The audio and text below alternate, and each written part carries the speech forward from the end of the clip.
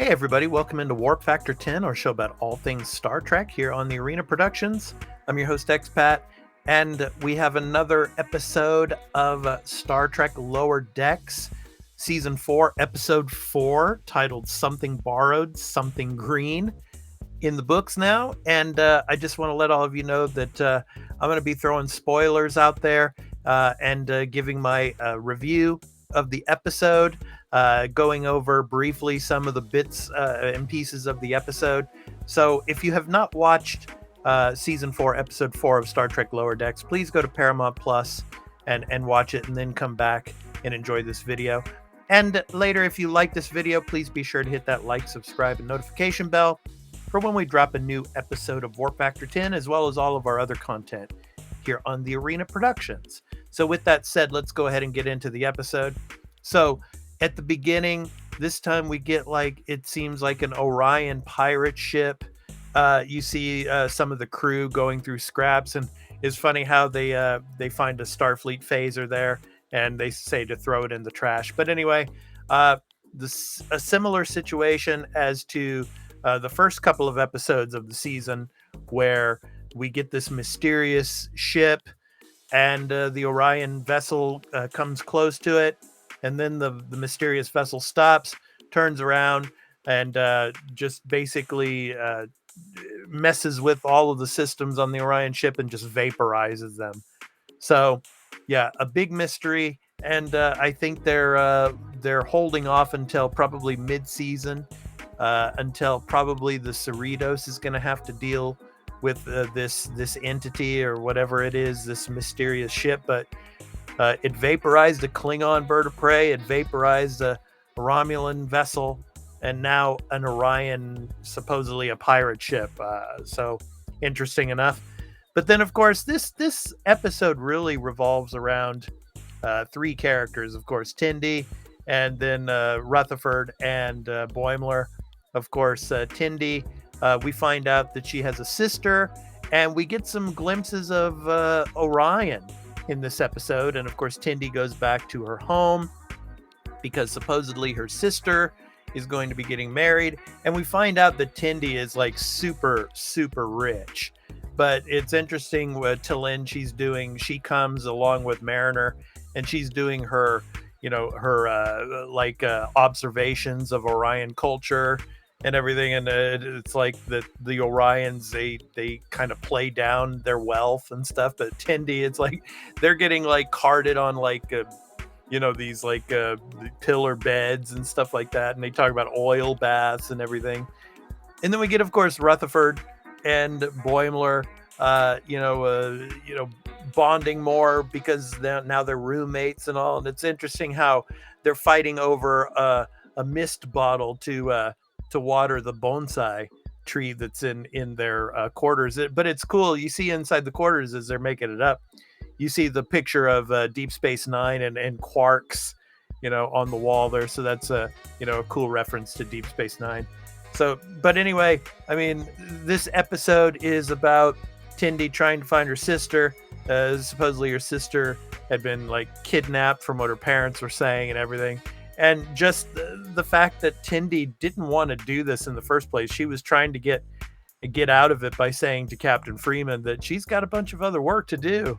But Captain Freeman is like, we don't get a chance to meet with the Orions and everything, especially after that ship that had been vaporized. They had found out about that. So, but cool parts of the episode, obviously Tendi and T'Lyn and Mariner going into that kind of like the disco, and then one of the patrons in the disco supposedly knew Tendi, and they were playing this killer bug drinking game. I mean, that was really cool. It's like we should have something like that in today's world. Have some bug, put a scorpion on the table, and then have to take a drink and then put a cup on it before it stings you. But yeah, it was really cool. I really loved that part. And then then Boimler and Rutherford, going into the holodeck and dressing up as Mark Twain and all. And then we get a part of the episode where, of course, Captain Freeman runs into an alien vessel, and they're saying that they can't do scans or do research on this nebula and all, because that's their territory or something like that. And then they invite this alien to come on to the the runner there with with Boimler and Rutherford, and trying to dress him up as Mark Twain and all, but he wasn't having any of that. And then they take him. I think it was Boimler or Rutherford that said something about the bonsai tree, and he's like, bonsai, what is that? And so they take him to see the bonsai tree, and and he just eats it like a dessert. I mean, it was so funny. And then as soon as he finishes eating it, he's like, you have the permission now to research the nebula and all, to go into the nebula and stuff. So yeah, I thought that was pretty funny. But getting back to Tendi, we see Tendi's sister, and she's obviously dressed up like a kind of like a ninja assassin, and she comes in, and you get the sense of sibling rivalry and all, and the fact that she was angry at Tendi because Tendi left to join Starfleet, and she had to take all of the family responsibility, and that happens in a lot of families where the older sibling goes off and either like they go to college or something, or they go to work in another state or somewhere else, and you have a younger sibling that has to take over all the responsibilities and all. And so it was a cool fight. And boy, oh boy, I mean, Mariner, she's going to have some work done on her shoulder there, because she gets like stabbed like 3 different times in this episode. I thought that was, pretty interesting. But we get towards the end of the episode, and then I love T'Lyn. Like I was saying in previous episodes, I'm really glad that they added T'Lyn to the crew. And she throws the tablet with her research out the door of kind of like the vessel that they're on towards the end, and she's saying to Tendi that I didn't have permission or whatever from the person I was doing the research on, so I couldn't submit to the high command, the Vulcan high command, this report. So kind of shielding and protecting Tendi and all. And I mean, the bond between Tendi and T'Lyn and Mariner was really cool in this episode. And of course, at the end of the episode, obviously Boimler and Rutherford, they, instead of being Mark Twain, they end up being like Mozart. So we get some like holodeck action in this episode as well.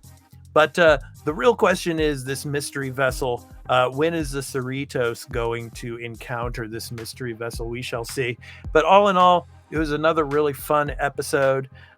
Some great, slapstick parts in it, with, of course, Mariner getting stabbed, of course, with the daggers and all, and the alien eating the bonsai tree and stuff. I thought that was really cool. So enjoyed this episode. It was another great one. Season 4 has been really good so far.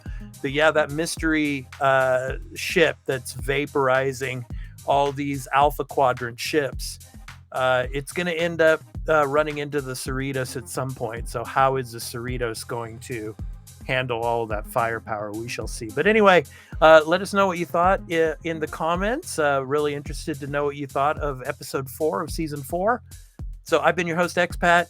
And until next week, hope that you enjoy Star Trek Lower Decks, and looking forward to the next recap and review episode for you here on Warp Factor 10, our show about all things Star Trek here on the Arena Productions. So until next time, live long and prosper, everyone. Peace out.